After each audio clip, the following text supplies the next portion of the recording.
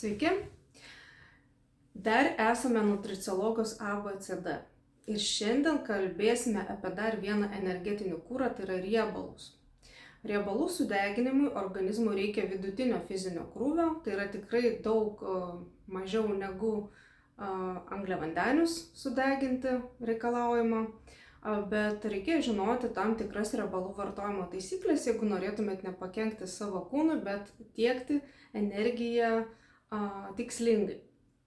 Tai visi sutarė, iš ties ir Pasaulinė sveikatos organizacija, kad užtenka žmogui per dieną 30% riebalų, daugiau tikrai nereikia, nes jie tada apkrauna mūsų organizmą, sunkiau pradeda dirbti kepenys, nes riebalam suvirškinti reikia lipazės daug, taip pat reikia pagaminti daug tulžies, kuri emulguotų tos riebalus, kur padėtų išskaidyti. Tai tikrai didelis darbas yra kepenim. Ir jeigu, žinoma, perteklius yra riebalų, tai kepenys riebėja, jos nebetlieka pakankamai gerai savo funkcinės detoksikacijos ir, aišku, mus tukina, kas vėlgi atsiliepia mūsų grožiui. Be abejo, riebalai juda limfinė sistema ir reikėtų tai nepamiršti, tai jeigu moteris nori turėti mažiau celiulito, tai iš ties, reikalinga būtų nepadauginti to 30%. Jeigu kalbėsime apie gramus, tai panašiai žmogui reikėtų nuo 70 iki 80 gramų per dieną gauti riebalų. Riebalai yra gyvūninės kilmės arba augalinės kilmės ir aišku, augalinės kilmės reikėtų tikrai daugiau gauti. Tai yra daugiau negu gyvūninės kilmės, tai gyvūninės kilmės jūs visada gausite, jeigu vartosite, pavyzdžiui, mėsą, žuvį. Kuo riebesnė mėsa, tuo turi, aišku, daugiau riebalų savyje. Pavyzdžiui, kiauliena gali 100 gramų turėti netgi 20 ir 30 gramų riebalų, tai yra jau beveik, vos ne pusę dienos normos. Tai turėkite omeny.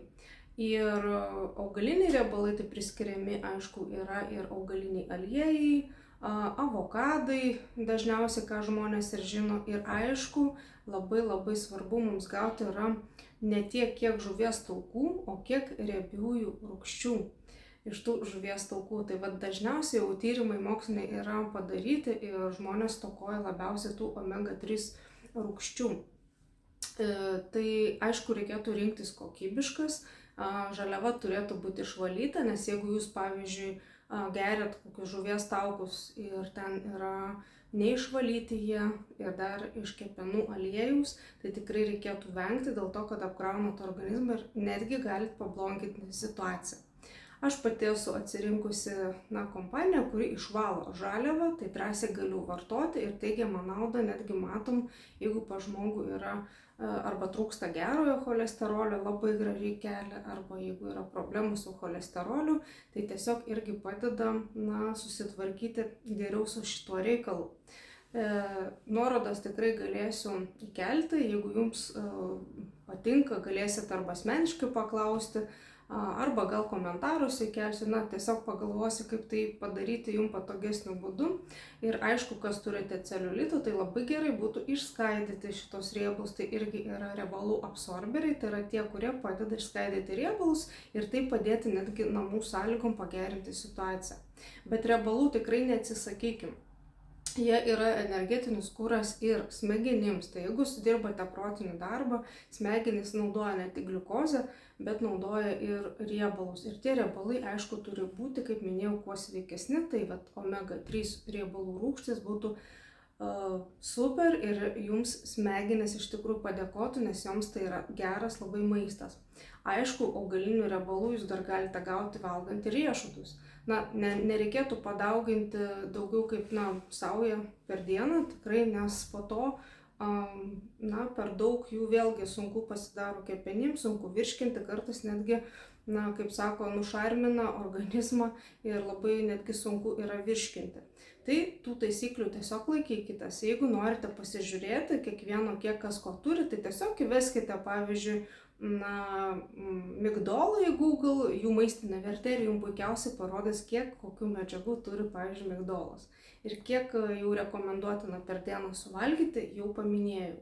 Tai neviršykite tikrai saujos ir jūs gausite labai kokybišką tiesiog augalinį riebalą, kuris beje irgi yra reikalingas. Na, aišku, mes daug aliejaus tikrai neprigersim, bet jeigu kalbėti, kiek reikėtų, tai 2, pavyzdžiui, šaukštų stalinių tikrai pakanka pagardinti, pavyzdžiui, salotos.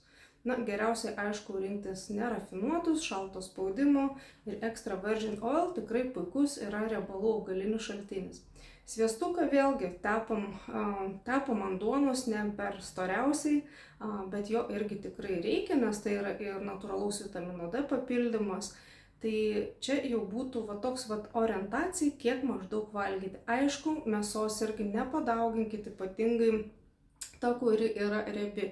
Ir kaip minėjau, kad kuo riebesnė yra mėsa, tuo sunkiau virškinama. Žuvis yra dar kitaip. Aišku, žuvis turi tikrai tų omega-3 irgi rūgščių, tai dėl ko ir sako, kuo riebesnė žuvis, tuo geriau. Bet jeigu jūs turite, pavyzdžiui, problemų su nutekėjimu, tulžim, arba jau, pavyzdžiui, kepenys sunkiai virškina, riebalų kiekį reikėtų, šiek tiek apriboti ir žiūrėti, kaip jaučiasi jūsų organizmas.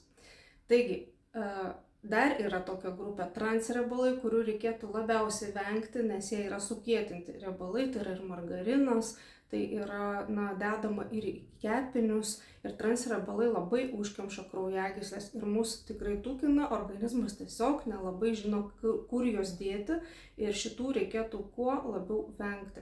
Bet aišku, yra daug kepyklėlių, kur mes tikrai smaližiaujam ir mėgstam tos kepinius ir čia yra turbūt irgi viena iš priežasčių, kodėl kepenys mūsų patiria tokį didelį nuovargį.